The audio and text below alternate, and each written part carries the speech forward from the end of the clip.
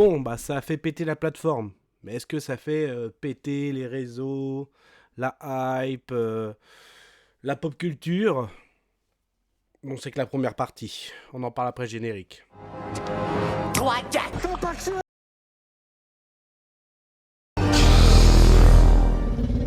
Soit on meurt en héros, soit on vit assez longtemps pour se voir endosser la peau du Force et honneur. Force et honneur.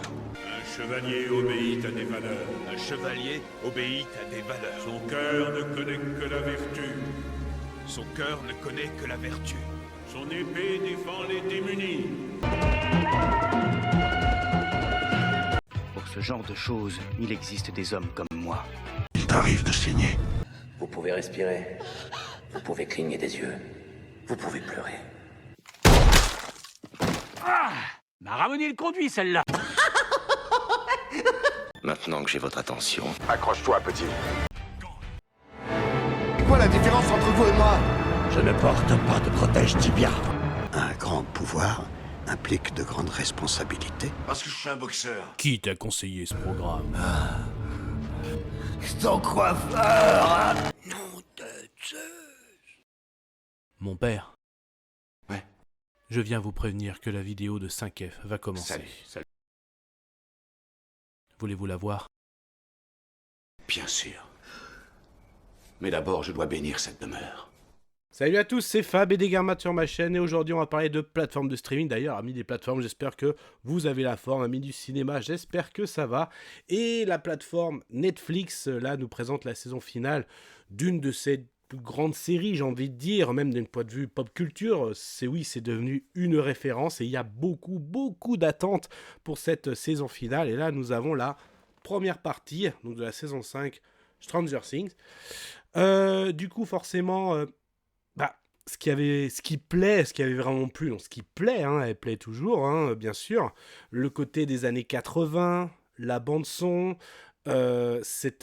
ces adolescents, même ces enfants qui ont grandi, bon, voilà, en fait, tu suis ces personnages et là, tu as envie, en tant que spectateur, de voir où ça arrive, tu as envie même c'est presque même une conclusion pour nous, spectateurs, à la fois de cet arc et pour nous, on a grandi aussi avec eux. Vecna va-t-il intégrer les grands méchants, les grands de la pop culture comme Thanos ou Dark Vador? Voilà, il y avait tellement de choses au niveau attente aussi. Notre fameuse 11 va-t-elle aussi avoir monté dans sa pleine puissance? Est-ce qu'on va avoir la grande héroïne? Donc vraiment beaucoup d'attentes. Mais moi, ce que je retiens de ces 4 premiers épisodes, le premier... déjà, même les 4 au niveau réalisation, images, tout ça, c'est très sympa. Ils ont bien pris leur temps, ils ont bien fait. Et en fait, c'est le premier épisode qui fait vraiment le lien avec les saisons précédentes. Tu revois tes fameux personnages avec qui tu étais attaché, ça fait vraiment plaisir. Tu sens que 11, oui, va arriver là vraiment au paroxysme. Tu retrouves aussi voilà, le binôme avec David Harbour, d'ailleurs, c'est ce qu'ils vont suivre durant ces 4 premiers épisodes. Ensuite, la fameuse fine équipe, là c'est vraiment très sympa aussi. Et bah, Vecna, là, pour l'instant, franchement, ouais, en gros, 2 scènes, on va dire qu'il apparaît dans le final du 4e épisode. C'est vraiment une apparition, certes, badass, mais ça reste vraiment, on en veut plus par rapport à Vecna, on attend beaucoup plus. On comprend justement que cette saison 5, en fait, par rapport aux conséquences de la saison 4, Vecna prépare, on va dire, son plan, hein, voilà, il y a plusieurs failles. On voit aussi qu'il contrôle les autres, les démons, quoi, les autres démons. Et en gros, comme il y a plusieurs failles, c'est d'aller capturer des enfants.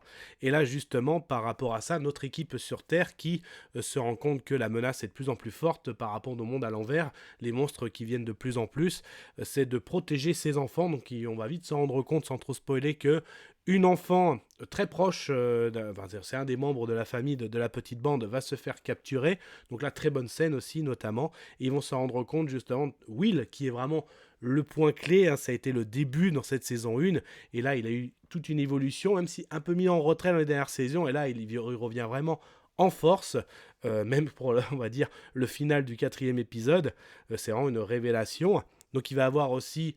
Il a sa révélation finale de l'épisode 4, mais il a plein de révélations, donc en gros il arrive à voir à travers ces fameux monstres. C'est là qu'il y aura toute voilà, j'ai envie de dire, tout un arc un peu à la fois enquêteur et à la fois aussi protecteur, donc par rapport à ses enfants.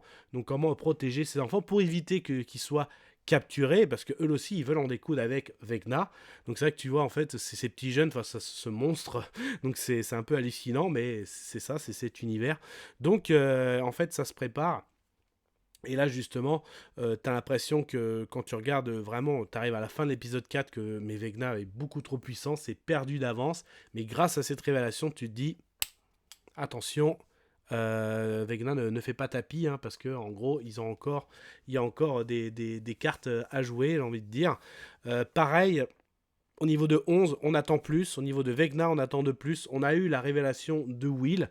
Là, le côté justement plan Vecna versus le monde, on va dire notre monde.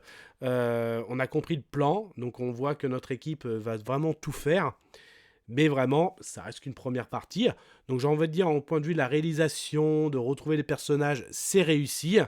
Donc on attend plus. Donc là, tout est posé, tout est sur un plateau.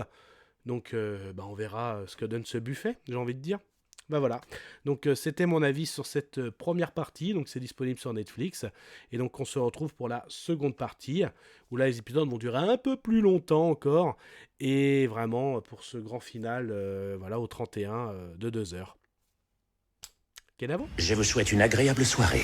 Désolé pour le bordel. Au revoir.